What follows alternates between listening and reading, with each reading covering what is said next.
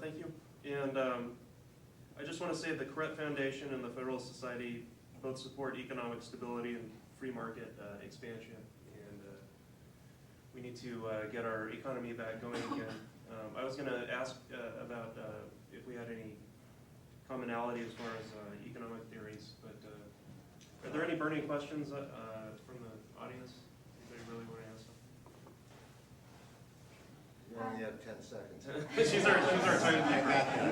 And only she's a timekeeper. She defines what 10 seconds. I had a question about how you guys may be similar or different on the issue of social nets. Welfare is a state issue, but you can give us generally your opinion on that, and other social nets such as Social Security and things like that. In particular, I'm interested in how the libertarian view might differ from the typical conservative view, if at all, on that. Well, the libertarian view is that that is not a proper power that the government ought to have to take money under threat of force from an individual and use it to support another individual. I mean, the libertarian philosophy is very clear on that from the standpoint of your more traditional political views, the Republican view and the conservative/Republican view, probably somewhat more moderate. They would prefer, for example, I suspect, to see the primary focus or the primary vehicle to provide a social net for individuals to be private and community and charitable organizations, local government organizations, for example, before the federal government.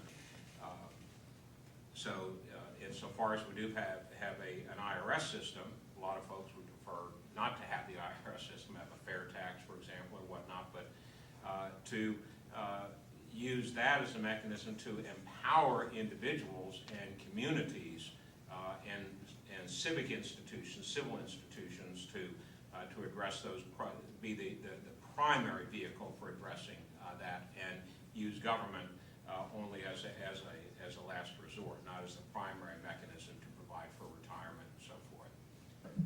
Well, I mean, I disagree. I mean, the preamble, what is it? I forget which comes first. I used to know this: provide for the common defense and promote the general welfare.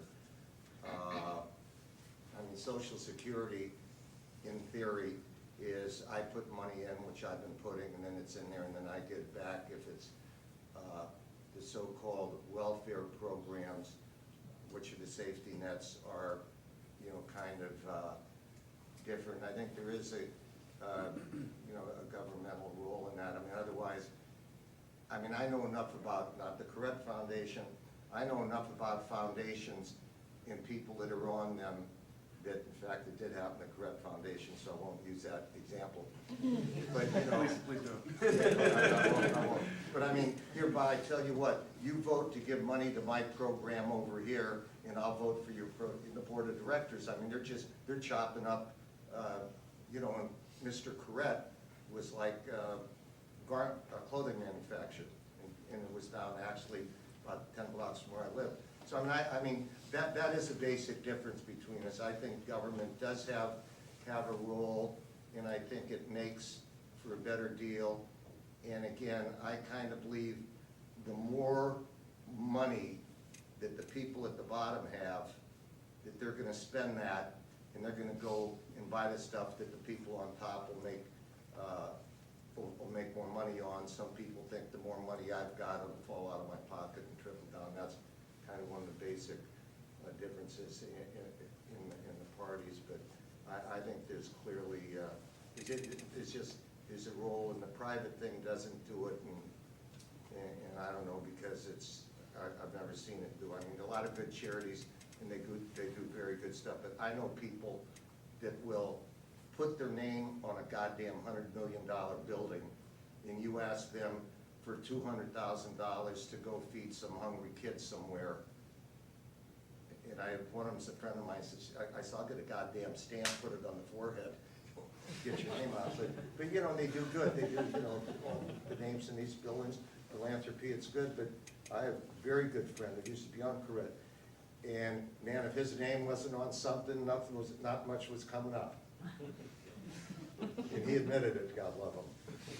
That's a no. I think we had, this is my father, but I can't let him. Well, he was here earlier.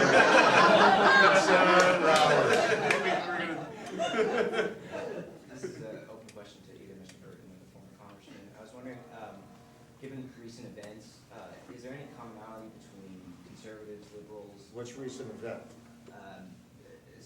the tragedy in Tucson? The what? If there's any, the tragedy in Tucson, if there's, Oh, okay, Tucson, yeah. if there's any commonality between liberals, conservatives, libertarians, or Tea Partiers regarding the role of government and mental health facilities. The role of government and what? And mental health facilities? Oh, well, I think, I would think there would be, and so that's the end of that, but just saying, I've been reading books about all the presidents we know nothing about, you know, I mean, Garfields and Fillmores and Pierce, except they live in the city, their streets. But because President Garfield died, and most of the people think it was because of a total lack of experienced physicians to take care of him, it changed the whole medical profession and kind of got things involved in it. So I think there's definitely a role for government in mental health, which, you know, in other words, you know, guns don't kill people, people kill people, but by and large, people that are wacky are more likely to do it than rational. So I do think there's a, I mean, speaking for Democrats, I know that on a basis they think there's a role in that, but I think also that is an area where there's a tremendous amount of private philanthropy that goes into mental health, and it surprisingly, or not surprisingly, comes from some wealthy individuals who have had someone in their family who's been either developmentally disabled